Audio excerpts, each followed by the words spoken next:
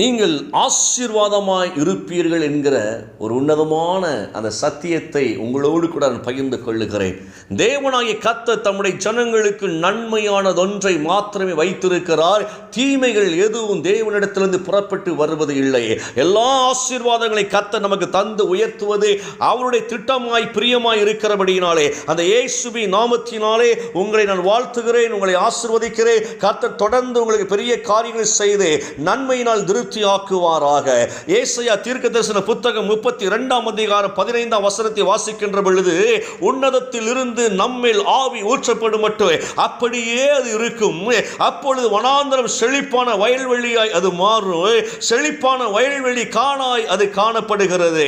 பாருங்க, மீண்டும் உன்னதத்திலிருந்து ஆவி நம்மில் பொழியப்படும் மட்டும் பாலை நிலம் செழுமையான தோட்டம் ஆகும். நல்ல கவனிங்கள, செழுமையான தோட்டம் அடர்ந்த காடாய் மாறும் என்கிறதை நாம பார்க்கிறோங்க. ஒரு பலவீனத்தின் மத்தியில் கர்த்தரின் ஆவியான சொல்லுகிற ஒரு அருமையான வாக்கு தத்தம். எனக்கு அருமையான தேவ பிள்ளைகளே, வனாந்தரத்தை கர்த்தர் செழிக்க பண்ணுவேன் என்று நமக்கு வாக்கு தத்தங்களை தந்து கொண்டிருக்கிறார். இந்த காலை நேரத்தில் அங்க ஒரு வசனம் ரொம்ப அழகாய் சொல்லுகிறது, எதுவரைக்கும் என்னுடைய வாழ்க்கையில பாடுகள் இருக்கோ, எதுவரைக்கும் வனாந்தரம் வாழ்க்கையில் இருக்கோ, எதுவரைக்கும் பிரச்சனைகள், எதுவரைக்கும் கஷ்டங்கள், எதுவரைக்கும் கண்ணீர் என்று சொல்லி அந்த வார்த்தைக்கு ஆண்டவர் பதில் கொடுக்கிறார். பாருங்களேன், பரிசுத்த ஆவியானவர் உங்கள் மேல் நிழலிடும் வரைக்கும், ஆவியின் வல்லமை உங்களை நிரப்புகிற வரைக்கும், ஆவியினால் நீங்கள் தெரிந்து கொள்ளப்படுகிற வரைக்கும் உங்க வாழ்க்கையில போராட்டங்கள், நிந்தைகள், அவமானங்கள், கஷ்டங்கள் எல்லாம் இருக்கும் என்று இந்த வார்த்தை தெளிவாய் சொல்லுகிறது. ஆனாலும் ஆண்டவர் சொல்லுகிறார், அந்த ஆவியானவர் உங்களுக்காய் உங்களுக்காய் உங்களுக்காய் ஊற்றப்படுகிறபடியினாலே உங்கள் வனாந்தரங்கள் செழிப்பாய் மாறுவே, நீங்கள் பயப்படாதிருங்கள். இந்த வார்த்தை ரொம்ப ஒரு அழகான வார்த்தைங்க. உன்னதத்தின் ஆவியானவர் ஊற்றப்படுகிற வரைக்கும். அப்போ ஒரு கேள்வி கேட்கலாம், இது பழைய ஏற்பாட்டின் நாட்களில் தேவன் தீர்க்கதரிசனமாய் சொன்ன ஒரு காரியம். புதிய ஏற்பாட்டினுடைய வாழ்க்கையில கர்த்தர் அந்த பரிசுத்த ஆவியானவரை நமக்காய் அவர் அனுப்பினார் என்பது வேத சத்தியம் சொல்லுகிறது.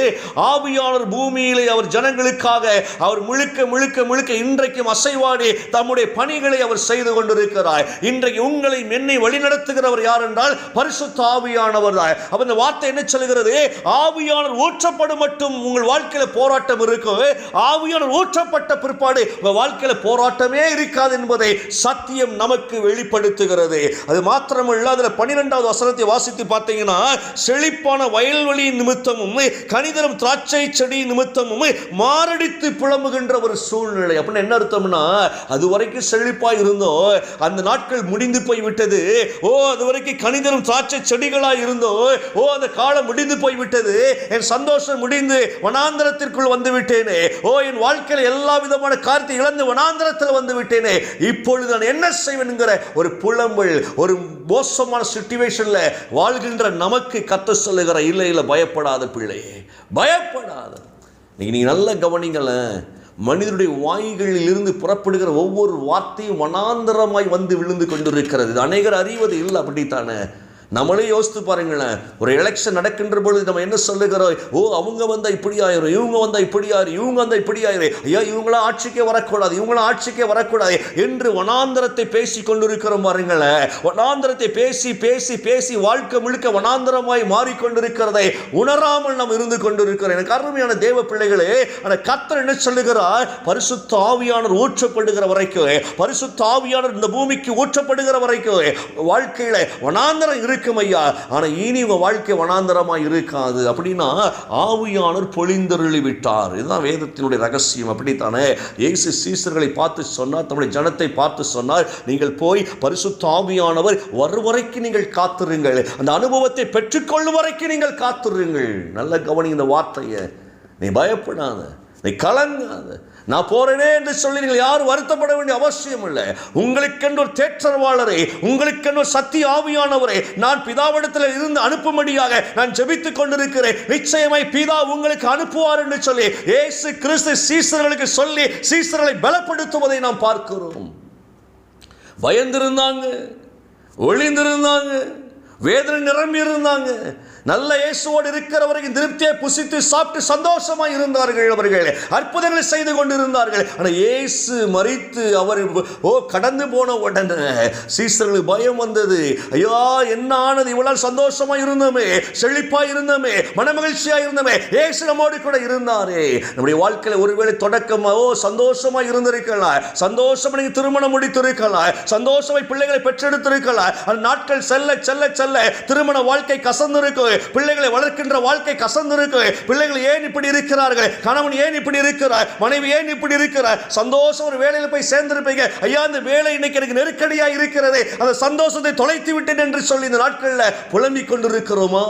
கர்த்தர் சொல்லுகிறார், நீ கலங்காத, நீ பயப்படாத, அந்த பரிசுத்த ஆவியினுடைய அந்த அனுபவத்தை நீ பெற்றுக்கொள் என்றுதான் ஆண்டவர் சொல்லுகிறார். அப்ப ஊற்றப்பட்ட ஆவியானவர் எங்கே இருக்கிறார் என்றால் அவர் நமக்குள் தான் வாசமாய் இருக்கிறார். இயேசு ரொம்ப தெளிவாக சொன்ன வார்த்தை அவர்தான். அவர் வந்து உங்களை பலப்படுத்துவார்ப்பா, உங்களை சாட்சியாய் உங்களை நடத்துவார்ப்பா.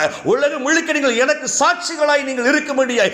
ஆவியானவர் உங்களை பயன்படுத்துவார், வழி நடத்துவார், பயப்படாதவர்கள் என்று சொல்லி கூடியிருந்தார்கள்.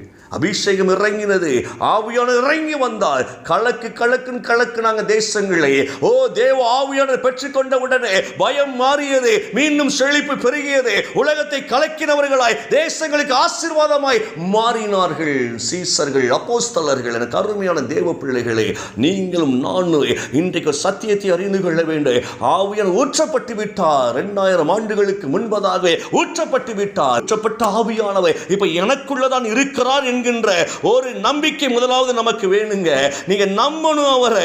இயேசுவின் நாமத்தில், இயேசுவின் நாமத்தினாலே அந்த நம்பிக்கை ஒன்றை இன்றைக்கு நமக்கு பலனாய் இருக்கும். வேற எங்கேயும் போகல ஆவியானவர். இந்த வார்த்தை காலையில் ரொம்ப பலப்படுத்துச்சு. சோர்ந்து போன வேளையில் நம்மோடு கூட அசைவாடுகிற அந்த அனுபவம் நிச்சயமாய் உண்டு. ஆவியானவர் அசைவாடுகிற ஒரு அனுபவம். நீங்க கலங்காதீங்க.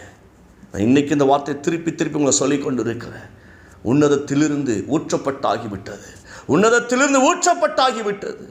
உங்கள் உள்ளம் கலங்காதபடிக்கு, உங்கள் துக்கம் சந்தோஷமாய் மாறும்படிக்கு, உங்கள் வனாந்தரங்கள் செழிப்பாய் மாறும்படிக்கு, வயல் நிலங்கள் எல்லாம் செழித்திருக்கும்படியாய், அவாந்தர வழிகள் ஆறுகளாய் ஓடும்படியாக கர்த்தர் உன்னதத்திலிருந்து அவர் ஆவியானவரை நமக்காய் நமக்காய் நமக்காய் அவர் அனுப்பிவிட்டார். நீங்கள் ஒன்னே ஒன்று மட்டும் செய்யுங்க. நான் விசுவாசிக்கிறேன் எனக்குள் இருக்கிற ஆவியானவரை. எனக்கு அருமையானவர்களே, நல்ல கவனிங்களேன். ஒரு தவறான ஒரு சூழ்நிலை நமக்கு வந்துட்டுன்னு வச்சுக்கோங்களேன். அதை எத்தனை மணிக்கணக்காக, எத்தனை நாள் கணக்காக இருதயத்தில் வைத்து நம்ம தியானித்து தியானித்து பழபுற கொஞ்சம் யோசிங்க. கொஞ்சம் அப்படியே இந்த பக்கம் திரும்பி பாருங்களேன். ஆவியானவர் வாக்குத்தத்தங்களை தந்து நம்மையில் பொழிந்திரளி இருக்கிறார் அல்லவா? அப்ப பொழிந்திரளி இருக்கிற ஆவியானவர் வாக்குத்தத்தங்களை தந்து ஒவ்வொரு நாள் பேசுகிறவர் தானே. ஸோ இந்த இடத்துல இந்த வார்த்தைகளை எடுத்துக்கொண்டவர்களாய் நீங்க இந்த பக்கம் திரும்பி அந்த ஆவியானுடைய வார்த்தையை முழுக்க முழுக்க முழுக்க ருசி பார்த்தவர்களாய் நீங்க தியானிக்க பழகுங்க. எனக்குள்ளதான் இருக்கிறார் ஆவியானவர், அவர் எனக்குள்ளதான் இருக்கிறார். நான் ஏன் பயப்பட வேண்டும்? எனக்குள் இருக்கிறவர் பெரியவர், ஏன் பயப்படணும்? அந்த ஆவியின் அபிஷேகத்தை அப்படியே விசுவாசித்து அனுபவிங்க. எங்கேயும் போகல, அவர் நமக்குள்ளதான் இருக்கிறார். நம்முடைய பார்வை அவர் பக்கமாய் திரும்பணும், அவ்வளவுதாங்க. உலகத்தின் பக்கமாய் இருக்கிற பார்வையானது தேவன் பக்கமாய் ஆவியானுடைய பக்கமாய் திரும்ப வேண்டும். திரும்புகிற பொழுது நமக்குள் இருக்கிற ஆவியானுடைய செயல்பாடுகளை நாம் அனுபவிக்க முடியும். அவர் சத்தியத்திற்குள் வழி நடத்துவார், பாவத்திலிருந்து விடுதலை கொடுப்பார், அக்கினிமயமான சூழ்நிலையில் தப்புவிப்பார். அவர் கட்டுகளை அறுத்து எல்லா விதமான பலவீன மாற்றங்களை உயர்த்துவார். அவர் கலங்காதிருங்கள். அந்த ஆவியான நம்ம ஊற்றப்பட்டு விட்டார். இந்த நம்பிக்கையோடு இன்னைக்கு ஆண்டவருடைய கரத்தில் ஒப்புக்கொடுங்க. பரிசுத்த ஆவியானவர் இன்றைக்கு உங்களை தெளிவாய் நேர்த்தியாய் நடத்துவார். கண்களை மூடுவோமா? பிதாவை நன்றியோடுமே துதிக்கிறோம், ஸ்தோத்தரிக்கிறோம். ஆண்டவரே, இயேசுவின் நாமத்துடைய கரத்தில் ஒப்புக்கொடுக்கிறேன். ஆண்டவர் இணைந்திருக்கிற ஒவ்வொரு பிள்ளைகளுக்கான ஜெபிக்கிறேன். ஆண்டவரே, உன்னதத்தில் இருந்து ஆவியானவர் ஊற்றப்படும் வரைக்கும் வனாந்திரங்கள் எல்லாம் அப்படியே இருக்கு. ஊற்றப்பட்ட உடனே வனாந்திரம் செழிக்கும் என்று சொன்னீங்களே. இன்றைக்கு ஆவியின் வல்லமையால் பெற்றிருக்கிறோம் ஐயா. எங்கள் வனாந்திர பாதைகள், வனாந்திர வாழ்க்கைகள் இன்றைக்கு இயேசுவின் நாமத்தில் செழிப்பாய் மாறுவதற்காக நன்றி செலுத்துகிறோம். இயேசுவின் நாமத்தில் பிள்ளைகளை ஆசீர்வதிக்கிறேன் நல்ல பிதாவே. ஆமேன், ஆமேன்.